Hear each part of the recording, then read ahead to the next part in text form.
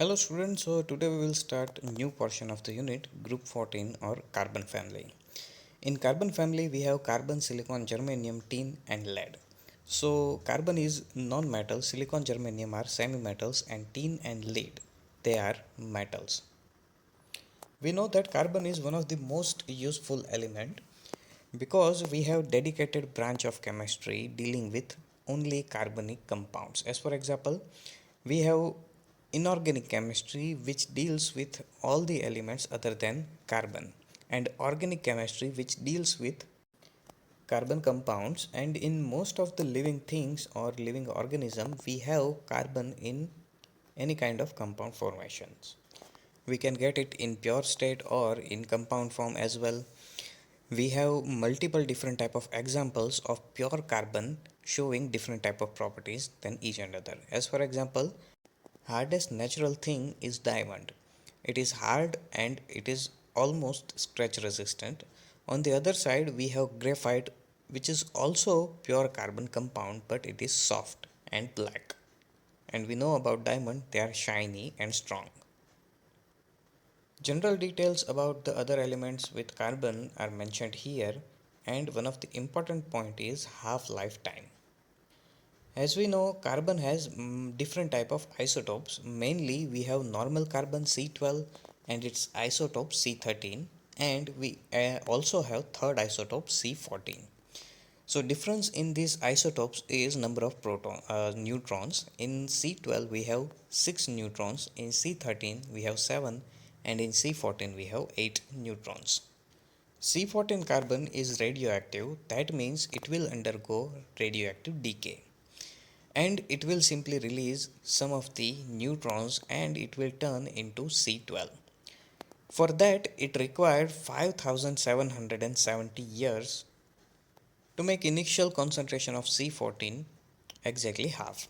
That means, let's say if you have 100 grams of C14, then after 5770 years, out of this 100 grams, 50 grams will remain, and 50 gram will convert in C12. So this is measured in half life because after each 5770 years initial concentration will be half. That means from 100 to 50 it takes 5770. In next step, from 50 to 25 it again takes 5770 years.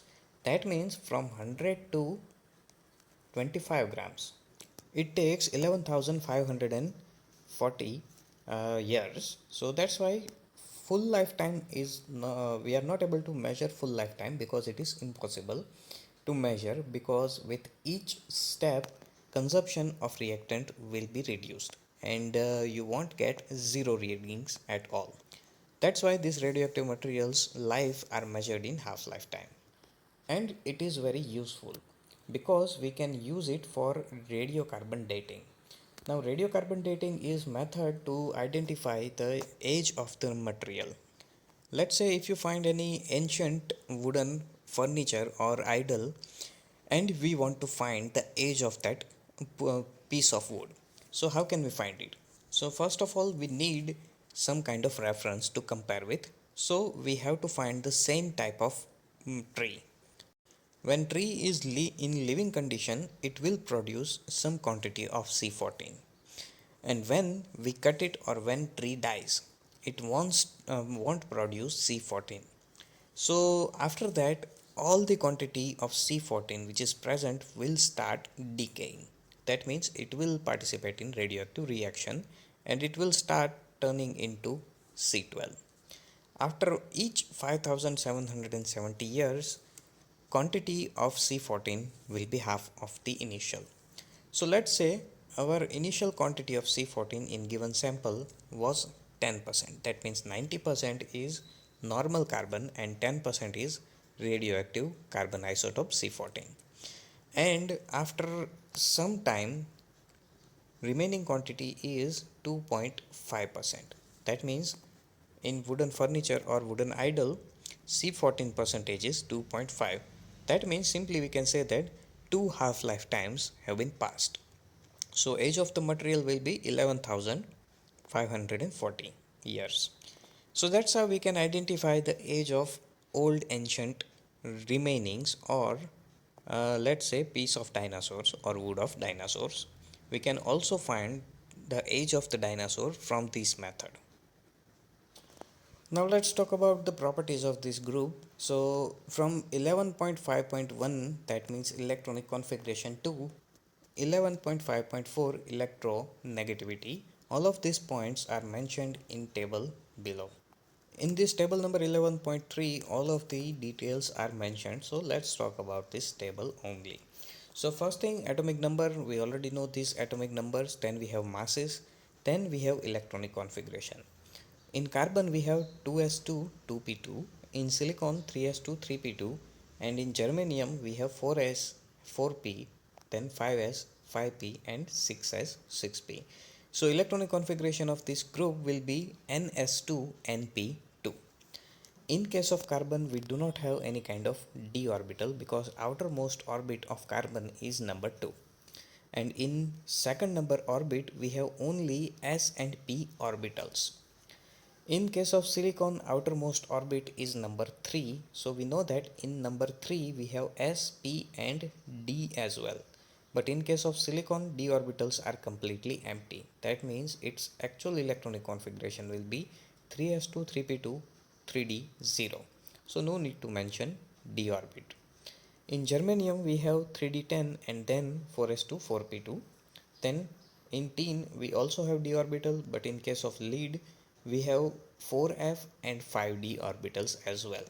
So that means if d electrons and f electrons are present, then we will see some kind of screening effects. Next is the covalent radius. So difference of the radius in each consecutive elements are mentioned in between. So as we can see, difference in carbon and next element silicon is largest. Gap between carbon and silicon is maximum, and remaining elements do not have such large difference. And they have very negligible difference in their covalent radiuses. So it represents carbon have smallest size, and later elements have comparatively negligible difference in their atomic radiuses, although number of electron, protons and neutrons are increasing.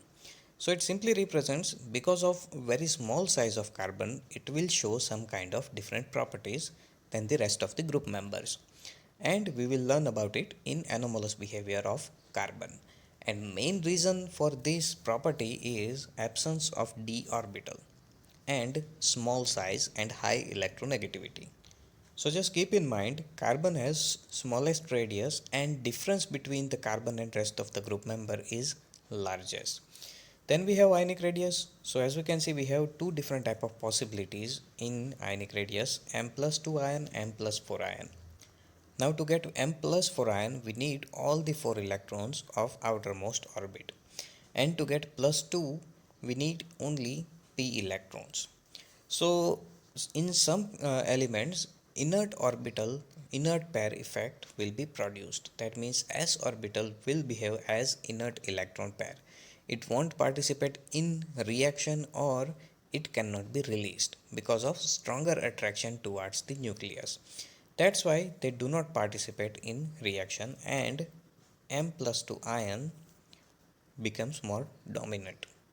Now carbon is pure electronegative element in this group.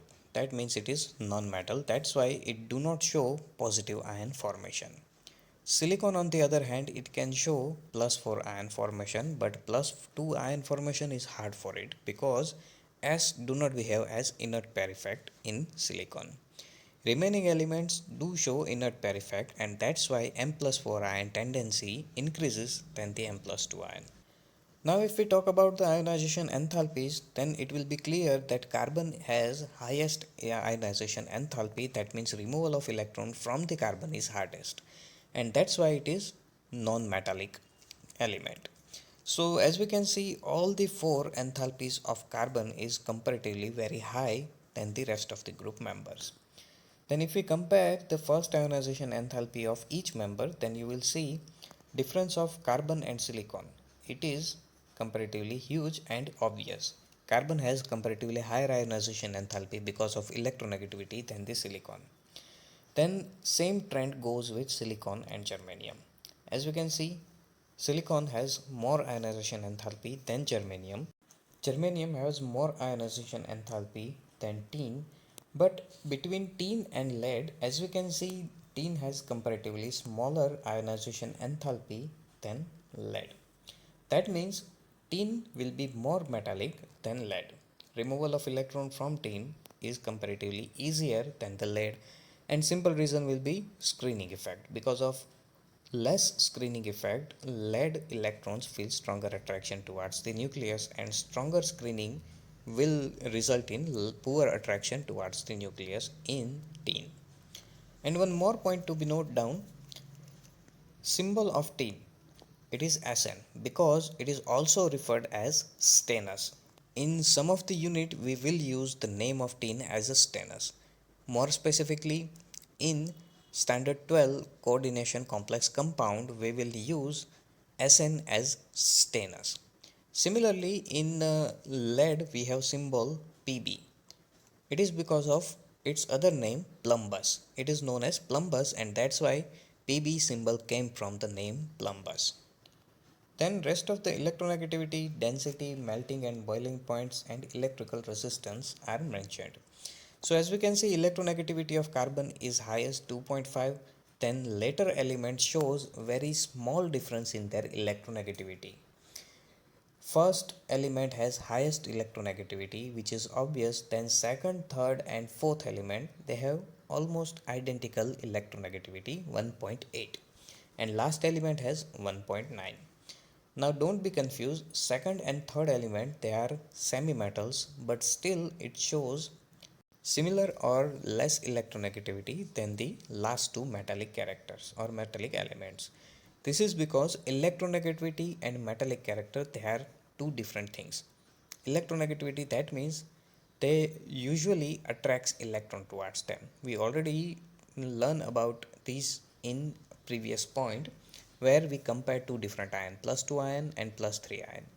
Plus 2 ion, although it has lower oxidation state, it is less electronegative, and plus 3 ion will be more electronegative because in plus 3 ion we have more number of protons in nucleus which attracts electrons strongly. So electronegativity and metallic character they are two different things. Then let's talk about the chemical properties, and first point is oxidation stages and trend in chemical reactivities. Now basic point to understand this will be electronic configuration, electronegativity and inert pair effect. Because of electron arrangement in these groups, we can see that it has 4 valence electrons. That means outermost orbits have 4 electrons in them. So these elements are able to use these 4 elements to bond with other elements. That's why they can show plus 4 oxidation state. On the other hand, if inert pair effect exists, then S electrons won't participate in reaction. That's why only P electrons will participate and you will see plus 2 oxidation state. And as the metallic character increases, that means as we move from top to bottom, tendency of plus 2 increases and tendency of plus 4 decreases. That means earlier member of the group will show plus 4 oxidation state and later member of the groups will show plus 2 oxidation state. More specifically, carbon shows plus 4 only. In some cases or in rare conditions it can show plus 2, but in majority cases or in normal trend it shows plus 4 oxidation state. Same goes with silicon. Germanium shows stable compound in plus 4 and some compounds very less in plus 2. Then tin can show both type of compounds, that means plus 4 and plus 2 compounds, and lead shows plus 4 normally and some in plus 2, and in plus 2 state it will be highly oxidizing in nature. In tetravalent state, that means when 4 bonds occurred, these elements are electron precise compound. We already learned about these type of compounds in hydrogen unit. Electron precise compound, that means all of the electron pairs will be used in bond formation and octets are fully filled or complete. So we already know Group 14 elements are electron precise compound. They have 8 electron pairs, that's why octet is complete, and all of the 8 electron pairs are part of 4 covalent bonds. So that's why these elements do not have lone pair of electrons or empty orbitals. And because of that, they do not act as acid or base because they are not able to accept the electron pair because of lack of empty orbitals, and they are not able to donate electron pairs because of lack of lone pair of electrons. So that means they are not electron donor or acceptor. And in carbon we do not have d orbitals, that's why its valency is limited to 4 because it has only one s orbital and 3 p orbitals, so it has only 4 orbitals, that's why it can form only 4 bonds. On the other hand, next element silicon, it contains d orbital with 0 electrons, but it is present, so if requirement occurs then it can use it, and that's why from the silicon up to the last element of the group they can use their d orbitals and they can expand their covalences up to 6. And examples are mentioned SiF6 2 minus, GeCl6 2 minus, and SnOH6 2 minus. In this case, all of these elements uses their s and p orbitals. That means to form 6 bonds, first they use one s orbital, then they will use 3 p orbitals, and for next 2 bonds they use their d orbitals. That's why hybridization will be sp3d2. If you have tetravalent, that means when only 4 bonds are formed, then elements only use their s and p orbitals. That's why hybridization will be sp3 when group 14 elements forms 4 bonds. And if they form 6 bonds, then it will be sp3d2. Now all the members when heated with oxygen, they form two kind of oxides. One will be monoxide, second will be dioxide. Higher oxidation states will be more acidic than the lower oxidation state. That means if we compare carbon dioxide and monoxide, then carbon dioxide will be more acidic, carbon monoxide will be less acidic. Similarly, if we move from non-metallic to metallic oxides, we are actually shifting from acidic character to basic character. Non-metal oxides are acidic in nature, metal oxides are basic in nature. So as the metallic character increases, basicity of oxide also increases. And because of that, carbon dioxide, silicon dioxide and germanium dioxide are acidic. Whereas SnO2, PbO2, they are amphoteric in nature. That means they can act as acid as well as base. It depends on the other compound. Then if we talk about the monoxide, then CO is neutral, GO is distinctly acidic, whereas SNO, PbO, they are amphoteric. If we talk about the reactivity towards the hydrogen, because of poor metallic character of this group, they are not able to displace hydrogen from the water. Now to replace hydrogen, we need more metallic character than the hydrogen, or we need some reducing agent stronger than the hydrogen itself to replace hydrogen from the compounds. So that's why these elements do not affect water molecule or vice versa. But however, tin decomposes steam to form dioxide and dihydrogen gas. That means we have to provide some energy to tin so it can replace hydrogen from the water molecules. And tin will be oxidized, hydrogen will be reduced. And same effect can be obtained with lead. But just like aluminium, lead oxide also form a stronger layer on the surface which prevents the further reaction, and that's why lead also do not participate in reaction.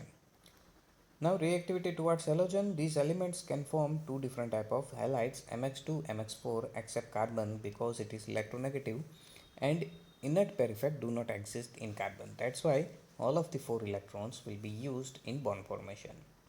So carbon only shows mx2 type of halides, and most of the mx4 type of halides are covalent in nature because bond type or bond nature depends on electronegativity difference. Electronegativity difference of group 14 and group 17 is not large enough to get ionic characters, and when 4 bonds occurs, hybridization will be sp3. And as an exception, we have SN4 and Pb4 because Sn and Pb both are metal and fluorine is highest electronegative element. That's why they have sufficient gap between their electronegativities, and that's why their bond becomes ionic. And PBI for molecules does not exist because when PBI bond initially formed during the reaction, it does not release enough energy to unpair 6s2 electrons and excite one of the electrons to the higher orbitals to have 4 unpaired electrons. In excited state of carbon, we know that it has 2s2 2p 4 electronic configuration to 2s1 2p 3 electronic configuration. That means s electron of carbon will split and it will shift in p orbital. That's why we get 4 different single electrons, and that's why carbon is able to form 4 bonds. Now same type of reactions do not occur with lead and iodine because they are not able to split the electrons of 6s. And as we already discussed, because of inert pair effect, plus 2 oxidation state becomes more dominant, and that's why heavier elements usually shows mx2 type of halides. Hydrolysis of these compounds or tetrahalides can be obtained except for carbon tetrachloride, because hydrolysis reactions can be obtained via accepting the electrons in d orbitals, and as we know carbon do not have d orbital, that's why it is not possible to hydrolyze it. So simple reaction can be understood using SiCl4. So Si or silicon will accept electron pairs coming from the oxygen in its empty d orbital. That means this non-bonding electron pair of oxygen will be added in d orbital of silicon, and it will break the bond with chlorine, and OH compound, whole OH compound will combine with silicon. So you will get one OH compound. This hydrogen of water and one of the chlorine of silicon will be removed in form of HCl, and these type of reaction will repeat 4 times. So each time each Cl will be replaced with OH, and finally you will get SiOH4. At the same time, we need 3 water molecules to hydrolyze, and it will release 3 HCl molecules.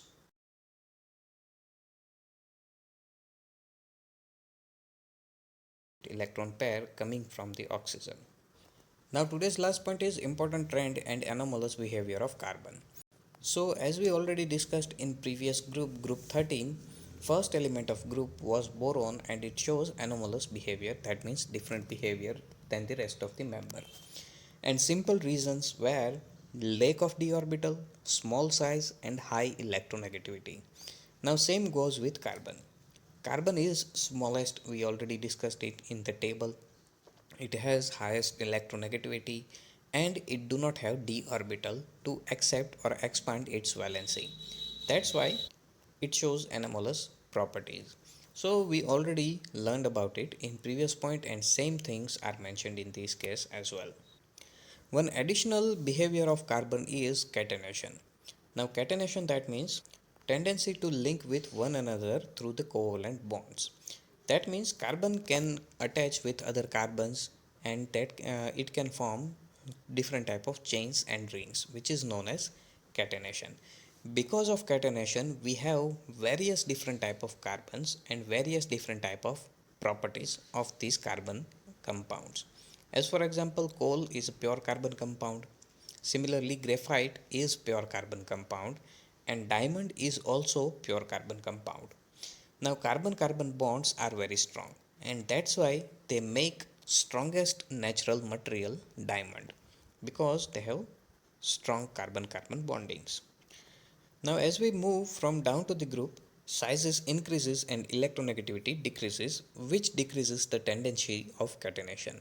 That means from the carbon we do not see such type of various attachments of the same element, and this can be seen clearly from the bond enthalpies. Now order of catenation is as mentioned. Carbon is it has very more tendency to for catenation than the silicon. Silicon has more tendency than the germanium, and germanium and tin, they have comparatively nearby properties, and lead does not show any kind of catenation property. Now because of this catenation property, carbon shows multiple different type of formations. and we will discuss about these formations in next point, which is allotropes of carbon.